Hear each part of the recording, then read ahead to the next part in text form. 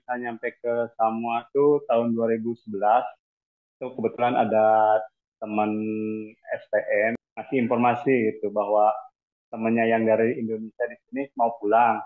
Saya hanya lulusan STM di otomotif, karena udah lama berkecimpung di otomotif, makanya pas dites sama bos bisa masuk ke sini. Mungkin buat teman-teman yang di Indonesia, yang buat kerja di bidang otomotif, kita jangan pesimis dengan skill kita yang dimiliki, soalnya sekolah kita sendiri sebenarnya sih udah bagus, cuma mungkin buat bahasa aja yang kadang-kadang rada repot buat teman-teman yang di Indonesia buat kerja di luar negeri. Teman-teman sekalian, jumpa lagi dalam channel YouTube ini. Hari ini saya akan berbincang dengan Kang Dede Komarudin di Samoa, jauh dari Indonesia. Kang Dede ini satu dari hanya beberapa warga Indonesia yang bekerja di sana. Bagaimana pengalaman dan mengapa bisa sampai ke sana? Kita ikuti perbincangan berikut ini. Selamat datang, Kang Dede. Selamat datang, Om. Ini ada perbedaan waktu ya. Ini saya di Melbourne sekitar jam 1.45. Di Samoa sudah sore ini. Udah sore, iya. Sama Melbourne, selisih 3 jam kalau nggak salah ya. Bagaimana ceritanya? Bisa diceritakan bagaimana bisa sampai ke Samoa dari Indonesia? Mungkin dulu awal-awal saya bisa nyampe ke Samoa tuh tahun 2011. Itu kebetulan ada teman STM ya, teman sekelas gitu. Dia cerita ngasih informasi gitu bahwa temannya yang dari Indonesia di sini mau pulang. Nah, kebetulan bosnya tuh minta dicariin teknisi buat mengisi kekosongan temannya yang mau pulang. Kemudian saya ngajuin ngirimin ini apa lamaran gitu ke perusahaannya. Dulu namanya masih Hyundai ya, belum gabung sama Ford. Nah, jadi 2011 sama datang ke Samot. Setelah lamaran diterima sama perusahaan, terus dilanjut untuk proses ini pengurusan visa kerja dari pemerintah Samoa. Ini dokumen-dokumen yang dari kita dari Indonesia dikirim dulu ke sini buat proses visa. Setelah visanya turun dari pemerintah setempat, perusahaan baru ngasih tiket pesawat buat berangkat ke sini ke Samoa. Jadi ini sekarang sudah berapa tahun dan sudah berapa kali bolak-balik ke Samoa? Jadi yang pertama 2011 kontrak 2 tahun sampai 2016 saya di Samoa. Terus sempat vakum dulu, kerja dulu di Indonesia. Nah, terakhir kemarin pas setelah COVID, bos di sini ngundang lagi ke sini. Jadi saya Desember tahun kemarin, jadi udah berarti pertama 4 tahun, yang sekarang 1 tahun, 1 tahun lebih ya, berarti udah 5 tahun. 3 kali jalan itu. Kerjaan sehari-hari di Samoa itu apa tugasnya, kerjaannya? Saya kebetulan di teknisi ya di bengkel gitu, jadi memperbaiki kendaraan buat yang kendaraan servis di uh, brand yang sekarang tuh di Ford sama Hyundai. Lebih mayoritas brand Fordnya. Selain Anda, ada orang-orang asal Indonesia juga yang bekerja di sana? Teman yang satu pekerjaan ada berlima di sini, berarti saya.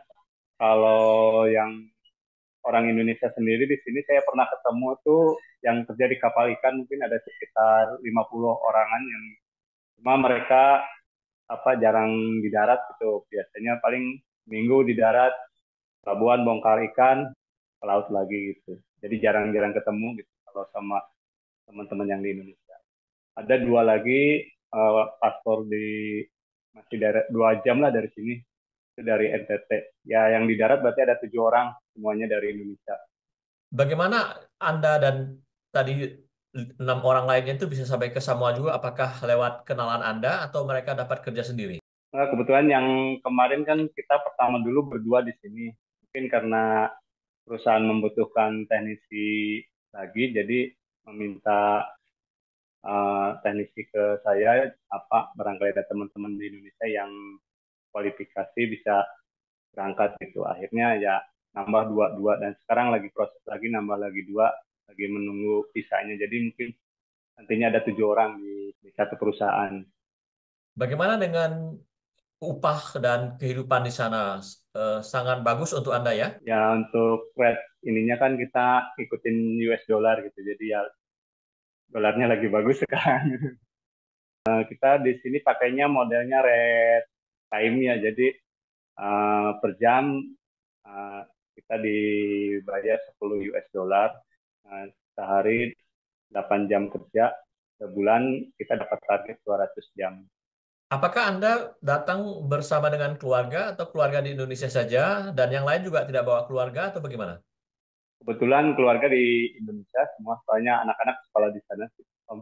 Jadi teman-teman juga di sini ada yang bujangan juga, jadi nggak ada bawa keluarga gitu. Jadi kalau Anda pulang ke Indonesia itu bayar sendiri dan berapa kali misalnya selama kontrak itu apakah di tengah-tengah pulang atau pas selesai baru pulang? Kita ngikutin sampai habis kontrak 2 tahun kali, soalnya dari perusahaan untuk selama sama masa kontrak selesai 2 tahun, tiket berangkat sama pergi dikasih sama perusahaan. Jadi kalau misalkan 1 tahun mau pulang, tiketnya beli sendiri. Bagaimana kehidupan di Samoa? Anda tinggal di ibu kota di Apia ini, bagaimana makanan, kegiatan sampingan lain, misalnya istirahat, liburan, ataupun santai, apa kegiatannya? Untuk di Samoa sendiri kemungkinan sih dibilang tenang ya, daerahnya gitu apa, nggak terlalu padat populasinya, jadi di jalan raya juga nggak banyak kendaraan bermotor, cuma mobil aja. Terus kalau buat masakan emang rada sedikit terlalu banyak santan di sini tuh, sama nggak ada pedas gitu. Jadi kalau buat masak sehari-hari kadang-kadang kita di rumah masak sendiri, beli bahan-bahannya dari pasar, ya kita ngeracik sendiri di rumah, disesuaikan dengan selera lah. Apa bedanya makanan orang Samoa dengan makanan orang Indonesia itu bedanya apa? Mereka makan nasi juga atau makan yang lain? Masakannya di sini makanan pokoknya talas, pisang direbus, sama kayak di oven gitu. Cuma cara pengopenannya masih tradisional.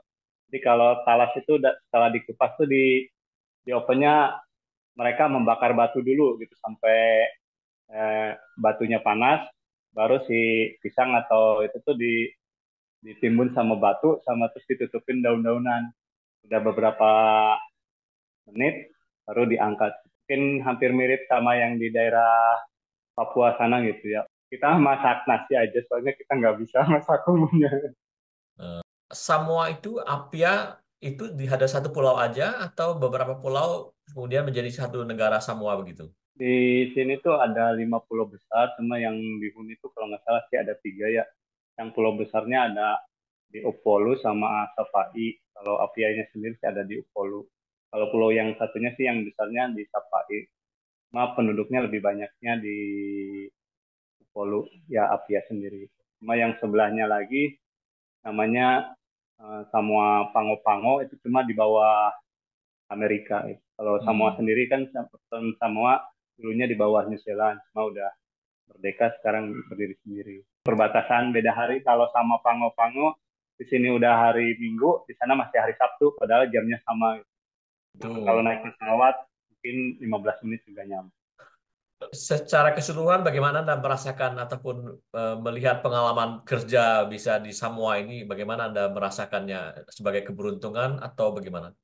Dibilang keberuntungan juga, ya, soalnya di sini sih kalau dibilang enjoy ya, enjoy kita cuma fokus di pekerjaan, nggak memikirkan yang lainnya gitu ya. Kalau pas libur ya kita mengisi waktu ke pantai atau ke kali kemana, soalnya masih natural, belum banyak polusi gitu ya, itu enaknya di sini tuh.